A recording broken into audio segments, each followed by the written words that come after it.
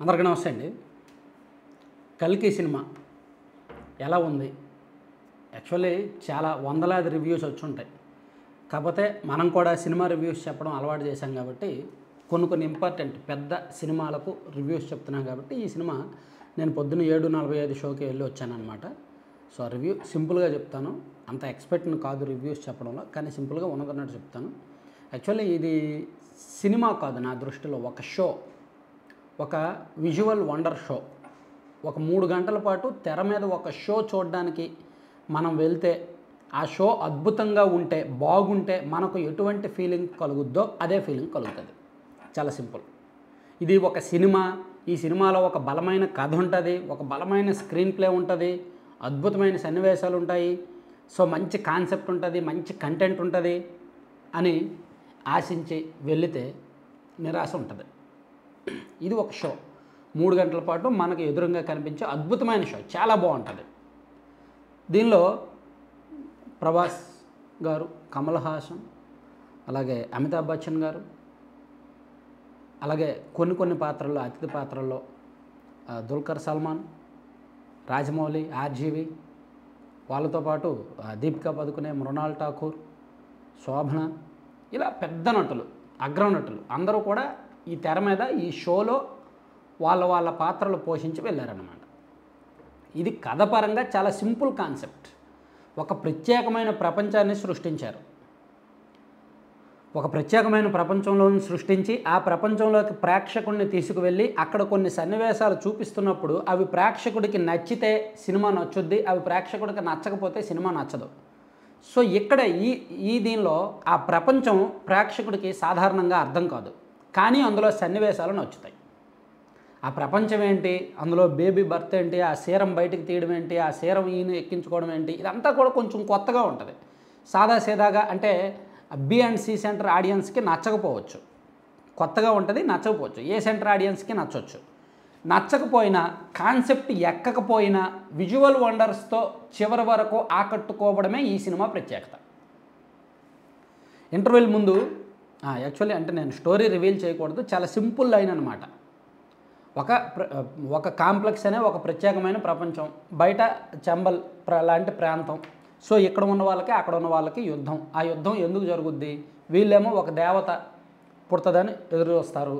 So వాళ్ళేమో ఆడపిల్లల కడుపులో గర్భం వస్తే ఆ గర్భంలోంచి సీరం తీస్తే ఆ సీరంతో అద్భుతాలు సృష్టించవచ్చు అనేది విలన్ ఆలోచన. విలన్ ఎవరు ఏంటనేది నేను అప్పుడే రివీల్ చేయకూడదు, సింపుల్గా పాయింట్ ఇది.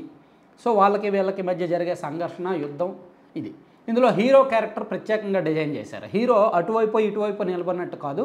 హీరో క్యారెక్టర్ ఏంటంటే ఎవరు డబ్బులు ఇస్తే వాళ్ళ వైపు ఫైట్ చేసే క్యారెక్టర్ ఉంటుందన్నమాట. ఫస్ట్ నుంచి లాస్ట్ వరకు అదే ఉంటుంది. చివరి 15 నిమిషాల్లో మొత్తం కథ మొత్తం తీసుకొచ్చి ఒక కంక్లూజన్కి వస్తుంది. అది అద్భుతం. ఈ సినిమా చూసి వచ్చిన తర్వాత నేను ఈ ఎక్స్ప్రెషన్స్తో ఇలా మీకు కనిపిస్తున్నానంటే కారణం క్లైమాక్స్ వలన. క్లైమాక్స్ కట్టిపడేసింది. క్లైమాక్స్ అద్భుతంగా ఉంది.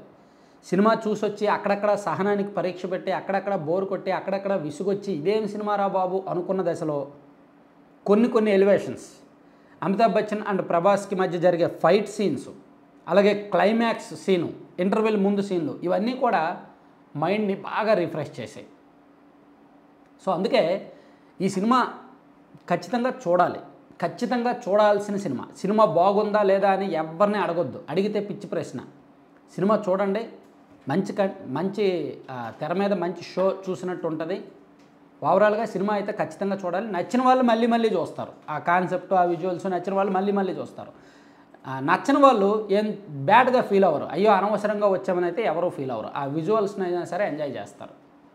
సో ఇక ప్రభాస్ చివరి అంటే సినిమాకు దాదాపుగా 90% పార్ట్ అయిపోయే వరకు హీరో ప్రభాసేనా అనిపిస్తుంది, అమితాబ్ బచ్చన్ హీరో ఏమో అనిపిస్తుంది. కానీ చివరి 15 నిమిషాల్లో వచ్చిన కొన్ని సీన్ల వలన ప్రభాస్ని బాగా ఎలివేట్ చేసి అతను ఎక్కడి నుంచి వచ్చాడో, అతని బ్యాక్గ్రౌండ్ ఏంటనేది చూపిస్తారు. అదొకటి కొంచెం డిఫరెంట్గా బాగుందన్నమాట. సో ఇక్కడ నటులు అంటే వాళ్ళ యాక్టింగ్ స్కిల్స్ గురించి మనం ప్రత్యేకంగా చెప్పుకోవచ్చు. ఇందులో కమల్ హాసన్ గారి క్యారెక్టర్ అద్భుతం. ఆయన క్యారెక్టర్ డిజైన్ చేసిన తీరు, ఆయన ఫస్ట్ ఎంట్రన్స్ ఆయన్ని చూపించిన తీరు, లాస్ట్లో ఆయన శరీరం మొత్తం, ఆ దేహం మొత్తం తనకు వచ్చి ఆ దేహదారుఢ్యం చూపించిన తీరు, అదంతా కూడా బాగుందన్నమాట. అదంతా క్లైమాక్స్లో బాగుంటుంది అనమాట. సో ఆ నటీనటులు వాళ్ళు ఇదంతా అనవసరం, కానీ అమితాబ్ బచ్చన్కి చాలా పెద్ద రోల్ ఇచ్చారు. ఆల్మోస్ట్ ప్రభాస్కి ఈక్వల్గా అమితాబ్ బచ్చన్ రోల్ కూడా ఉంటుంది. ఆయన ఇద్దరిది రోల్స్ బాగున్నాయి. అలాగే శోభన కూడా చాలా కాలం తర్వాత ఒక పెద్ద రోల్ పోషించారు. దీపికా పదుకునే కీలకమైన రోల్లో నటించారు. సో వీళ్ళందరివి బాగున్నాయి. అక్కడక్కడ అతిథి పాత్రల్లో ఆర్జీవి, రామ్ గోపాల్ వర్మ వీళ్ళందరూ కూడా వచ్చి వెళ్తూ ఉంటారనమాట. దిశ పటాని అంటే కొన్ని పెద్ద యాక్టర్స్ని, పెద్ద పెద్ద సెలబ్రిటీస్ని, లెజెండ్స్ని తీసుకొచ్చి ఒక్క 2 నిమిషాలు 5 నిమిషాల క్యారెక్టర్స్తో ముగించారు. ఆ తర్వాత వాళ్ళు ఏమైందో కూడా తెలియదు. అలా జస్ట్ గెస్ట్ అపీరియన్స్ ఇచ్చినట్టు చూపించారనమాట. సో అక్కడ కొంత అసంతృప్తి ఉండొచ్చు ప్రేక్షకులకి, కానీ క్లైమాక్స్ సినిమా నుంచి బయటకు వచ్చినప్పటికి ఏమీ ఉండదు. సో ఇది ఓవరాల్గా మరి దీని బడ్జెట్, మరి కంబ్యాక్ ఎలా ఉంటుంది, డబ్బులు ఏమైనా వస్తాయా రాదా అనుకుంటే, నాకు తెలిసినంత వరకు ఇది 370 కోట్ల ప్రాజెక్టు. 370 కోట్లు ప్రీ రిలీజ్ బిజినెస్ చేసింది. అంత అమౌంట్ వచ్చే అవకాశాలు నాకు తెలిసినంత వరకు వస్తాయి, కానీ అతి కష్టం మీద వస్తుంది. ఎందుకంటే ఇటువంటి విజువల్ వండర్స్ అందరికీ నచ్చవు. బొమ్మల సినిమా, చిన్నపిల్లల సినిమా అని కొంతమంది వెళ్ళిపోతారు. కొంతమందికి అర్థం కాదు, కొంతమందికేమో అర్థం కాదు, కొంతమందికి అర్థమైన విజువల్ వండర్స్, ఆ విజువల్ ఎఫెక్ట్స్ నచ్చవు.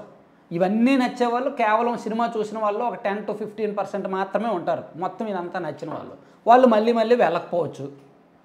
సో అందుకే సినిమా పరంగా చూస్తే కష్టం, కానీ షో పరంగా చూడండి, బాగుంటుంది, బాగుంది, ఖచ్చితంగా చూడండి. బడ్జెట్ ఎక్కువ పెట్టారు, కాకపోతే విజువల్ వండర్స్కి ఆ మాత్రం బడ్జెట్ ఉంటుంది. డబ్బులు వచ్చే అవకాశాలు అయితే ఉన్నాయి నాకు తెలిసినంత వరకు. మేబీ హిట్ అవుద్ది, కాకపోతే కొంచెం ఇంకో 2 రోజుల్లో పూర్తి స్థాయిలో ట్రేడ్ టాక్ వస్తుంది. ట్రేడ్ వర్గాలు బిజినెస్ పరంగా, బాక్స్ ఆఫీస్ పరంగా ఇది ఏంటి అనేది ఒక 2-3 రోజుల్లో క్లారిటీ వస్తుంది. నా అంచనా అయితే మాత్రం హిట్ అవుద్ది. డబ్బులు 370 కోట్లకు పైగానే వస్తాయి కలెక్షన్స్, అందులో ఏమి ఇబ్బంది లేదు.